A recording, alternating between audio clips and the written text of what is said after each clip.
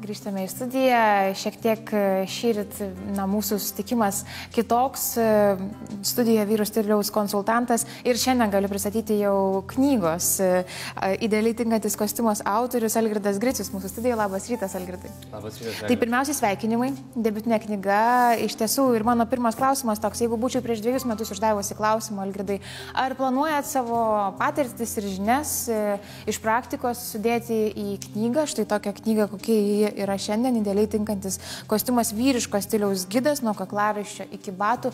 Ar būtumėte turėjęs tokį tikslų atsakymą? Taip, tikrai planuoju ir panašiai. Tikslus atsakymas turbūt būtų buvęs, bet jis labai spėju būtų buvęs ne taip, o būtų kaip tik buvęs atsakymas ne. Neplanuoju ir prieš kelis metus planuose knygos tikrai nebuvo, tačiau, kaip paaiškėjo, viskas gali gana greit pasikeisti. Švarkai, marškiniai, kaklaraiščiai, kelnės, šortai, batai, visa tai turėjo sutilpti į 280 puslapių. Atrodytų, Lietuvoje tokio praktiško stiliaus gido, vadovo iki šiol nebuvo. Ar buvo, ar tik mes galbūt mažiau girdėjome apie tai? Galbūt buvo, tačiau tos knygos, kurios buvo iki tol išleistos, jos galbūt turėdavo dalį to, kas yra maniškėje. Ir aš būtent rašydamas savąją bandžiau padaryti ir sudėti tos visus pagrindinius ir pačius svarbiausius dalykus, kurių reikėtų šiuolaikiniam vyrui, norint atrodyti stilingai ir norint suprasti, kas yra, kaip minėjot, kuo skiriasi vieni marškiniai, kuo skiriasi kiti batai ir kaip viską tarpusavėje sujungti į vieną gražų derinį.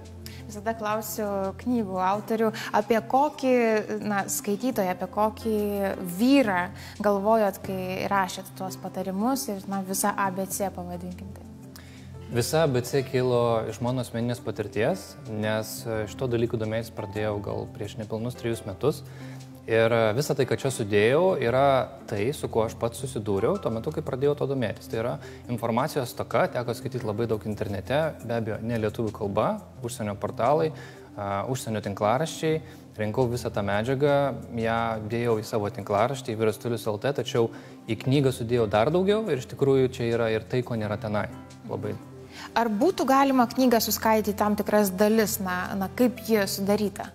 Taip, knygą būtų galima suskaidyti 2 dalis ir pirmoji dalis būtų daugiau susijusi su aprangos kodu, savo figūros pažinimu, nuo ko reikėtų pradėti kurti savo visą spintos garderobą, o antroji dalis jau būtų konkrečiai aprašomi tam tikri drabužiai. Tai yra švarkai, batai, marškiniai, kuo jie skiriasi vieni nuo kitų, paaiškintos tos sudėtingos dydžių lentelės, kur iš tikrųjų labai sunku kartais būna parduotuviai susigaudyti, norint susirasti savo tinkantį drabužį.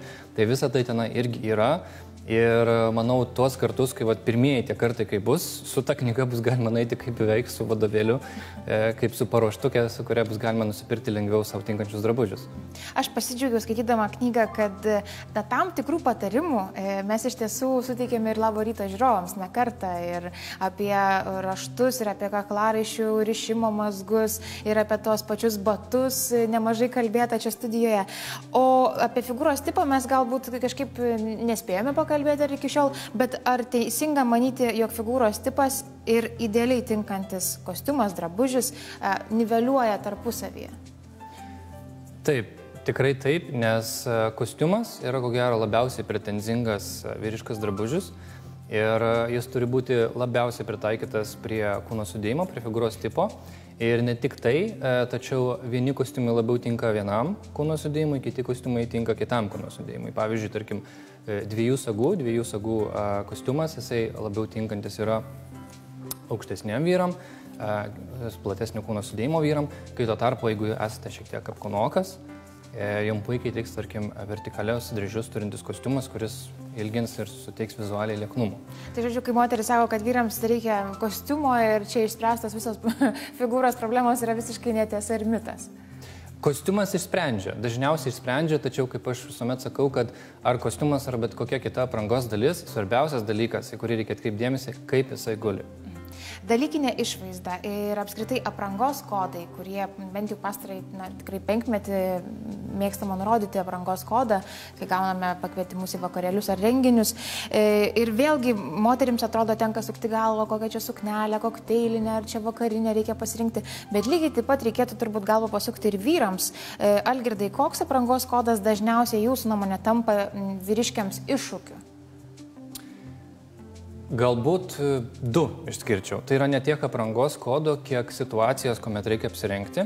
Ir pirmoji situacija yra tuomet, kada darbe, labai dabar daug kur darbe yra tas business casual vadinamas, verslo tas toksai aprangos stilius.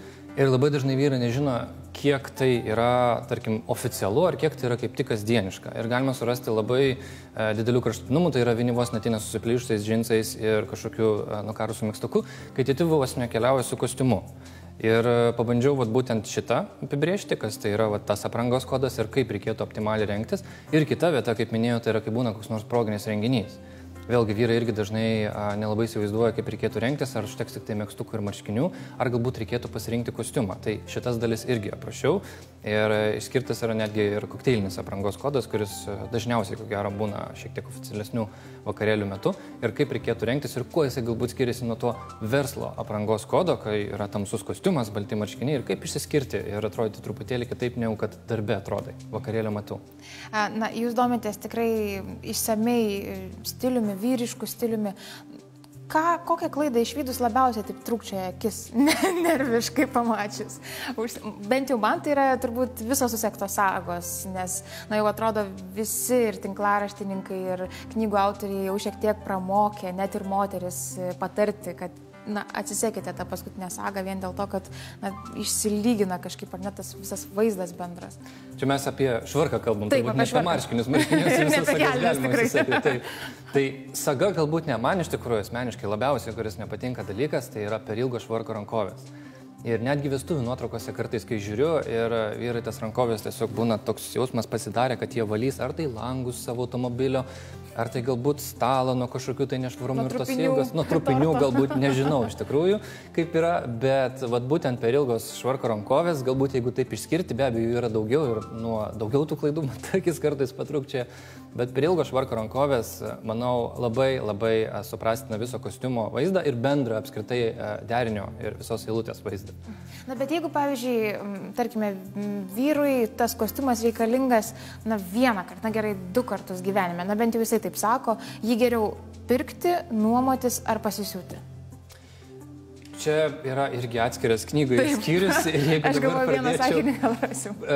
Tai priklauso iš tikrųjų labai dažnai nuo biudžeto, nuo to, kiek kartų kostiumas bus naudojamas, kaip minėjot, ir nuo figūros sudėjimo. Nes jeigu figūra yra nestandartinė ir šiek tiek netitinka tie kostiumų ir švarkų lekalai, kurie yra parduotuvėse, tai labai dažnu atveju tenka tiesiog siūdintis. Nes tai geriausias sprendimas, turint omeny, kad noras yra, jog kostiumas galėtų gražiai kaip nulėtas.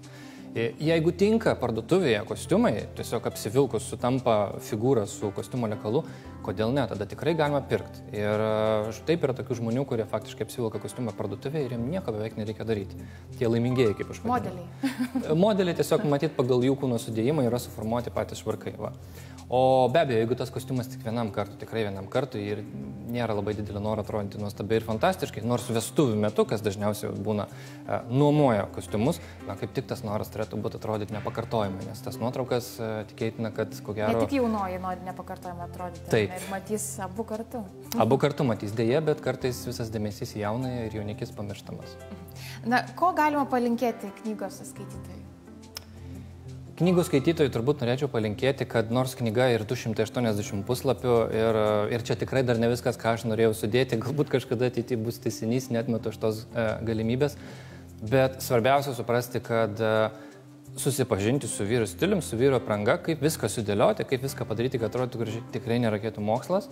Ir aš pats būdamas IT srities specialistas parašiau tą knygą ir manau, kad naudojantis taisyklėmis ir gairėmis, kurias čia sudėjau, kiekvienas vyras gali pagilinti savo žinias ir patobulinti savo aprangą. Ir puikiai atrodyti. Ir jaustis turbūt. Be abejo. Algirdai, dėkoju šįryt, žinoma, didžiausi sveikinimai. Na, nežinau, ar susitiksime dar iki naujų metų, tai dar palinkėsiu ir gražių švenčių, nes jau pradėjau linkėti pašnekovams puikių švenčių ir gražių naujų metų.